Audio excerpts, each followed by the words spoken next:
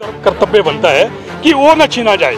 देखिए, आप लोग जानते हैं कि 5 किस्तें हो चुकी है, इधर से आपदा आई है, हमने तो नहीं मांगी, कोई भी नहीं मांग रहा है कि हमारे को डीए दो या भी दो इस हालात में। लेकिन अगर आप इस तरह से 15,000 रुपये कम कर देंगे, जिसकी सैलरी 40,000 है, उसकी सैलरी आप 15,000 कम कर देंगे। अगर से गाड़ी के लिए लोन दिया, गाड़ी तो वापस कर भी सकता है, बेच भी सकता है। जिसने लाड़ी के लिए लोन लिया ना, लाड़ी को तो वापस नहीं कर सकता। तो जैसा कि आप लोग जानते हैं कि परसों एक नोटिफिकेशन जारी हुई थी, जिसके तहत प्रदेश के कर्मचारी को 5,000 से लेकर 15,000 का प्रति माह नुकसान हो रहा था।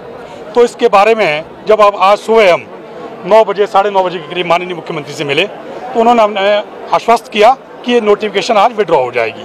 उसके बाद त्रिलोक ठाकुर जी और प्रदीप जी भी शायद पीटर ऑफ में मिले 12 बजे, उनसे भी उन्होंने वादा किया। अब उसके बाद जो लोग यहाँ पे आए थे, तो उनको हमने आश्वासन दिया कि हमारी बात माननीय मुख्यमंत्री से हो चुकी है। और अभी हम थोड़ी देर पहले फाइनेंस सेक्रेटरी साहब से मिले हैं, जिसमें त्रिलोक ठाकुर जी भी मेरे साथ थे, और फाइनेंस सेक्रेटरी ने भी हमें साफ शब्दों में बोल दिया कि आज नोटिफिकेशन विड्रॉ हो जाएगी। क्योंकि ये जो नोटिफिकेशन है, इसका तो बहुत बड़ा इसका असर होने वाला था कर्मचारियों पे। मैं आपको सीधी भाषा में बता दूं मीडिया बंदों को कि जैसे कि 6 सितंबर 2023 को एक नोटिफिकेशन जारी हुई थी, जिसके तहत जो कर्मचारी जब रेगुलर होता है, उसके 2 साल के बाद उसकी जो पे जो है उसको हायर पे दिया जाता था। यानी कि सीधी भाषा में बोलूं, जैसे क्लर्क है मानो, उसका जब वो नौकरी में लगता है, उसका जो पे स्केल होता था वो होता था 20,200। 2 साल के बाद उसको मिलना था 30,500। वो उसको आज तक मिलता रहा 2022 के बाद, यानी कि 25 तक, 3 साल तक अभी मिलता रहा। लेकिन 3 साल के बाद जो परसों नोटिफिकेशन हुई, उसके तहत उसकी जो ये हायर पे ग्रेड दिया था, उसको बंद कर दिया सरकार ने। अब उससे क्या हुआ, जो आज की डेट में जैसे कोई 45,000 रुपया या 40,000 रुपया पे ले रहा है, सैलरी ले रहा है, और जो 40,000 जिसकी सैलरी है, उसका 5,000 तो वैसे ही जीपे में कट जाता है, रहा 35,000। अब 35,000 से उसने क्या किया, उसने किसी ने या तो गाड़ी ले ली कि भी चलो गाड़ी ले लेता हूँ, 35,000, उससे उसने 10,000 किस्तें वहाँ जारी है, और 25,000 उसने अपने गुजारे के लिए रख दिए, जिसमें उसने बच्चों की फीस देनी है, किराया देना है, या अपना घर चलाना है। अब क्या हुआ, इस नोटिफिकेशन से क्या होना था, वो जो 25,000 में से उसके 15,000 कट जाने थे, यानी कि 10,000 से उसने गुजारा करना था। अब वो बोलो, आप उस 10,000 से कैसे गुजारा कर सकता था, अपना नहीं हो सकता था उसका गुजारा। अगर उसके मालूम होता कि भाई मेरी जो सैलरी कटेगी, तो हो सकता वो गाड़ी ना लेता, लोन ना लेता।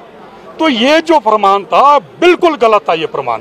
तो इसीलिए इससे तो जो मेरे कर्मचारी है, उनके तो खाने के लाले पड़ जाए थे। मुझे कल एक कर्मचारी का फोन आया ऊना से, साहब मेरे को तो चाय पीने के लिए भी टाइम वो नहीं मिलेगा, पैसे बचेंगे। मैं कहा क्यों, बोला मैंने तो 3 लोन ले रखे हैं। तो ये नोटिफिकेशन गलत थी। और वैसे भी एक नोटिफिकेशन निकली है फाइनेंस की 2012 की, किसी भी कर्मचारी की आप जो ना तनख्वाह काट नहीं सकते हैं, कम नहीं कर सकते हैं।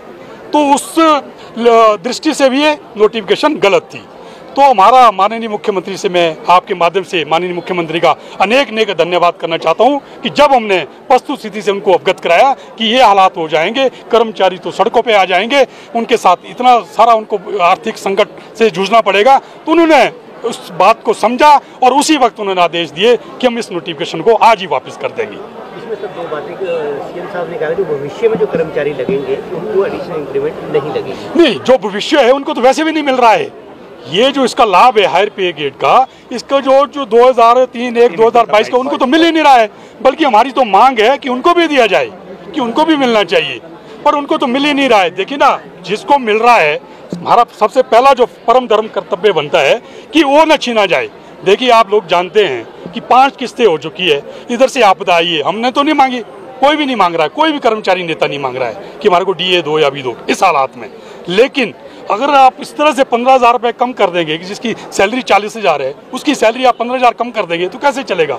तो इसीलिए हमने इसका विरोध किया, और माननीय मुख्यमंत्री के एक बार पुनः आभार व्यक्त करते हैं कि उन्होंने भावनाओं को समझते हुए इस नोटिफिकेशन को वापस करने के आज आदेश दे दिए। अगर ये आदेश अभी आपने जैसे बोला कि वापस होने हैं, हाँ, अगर बाई चांस इसमें टाइम लगता है तो क्या आपकी नहीं, तो देखिए आज आपके सामने यहाँ देखो पूरे प्रदेश के लोग आए हैं, कम से कम 1000 लोग पूरे प्रदेश से आए हैं। कोई चंबा से आया है, कोई लाहौल स्पीति से आया है। हालांकि रास्ते खराब है, उसके बावजूद ना जाने ये लोग कैसे कैसे यहाँ पहुंचे हैं।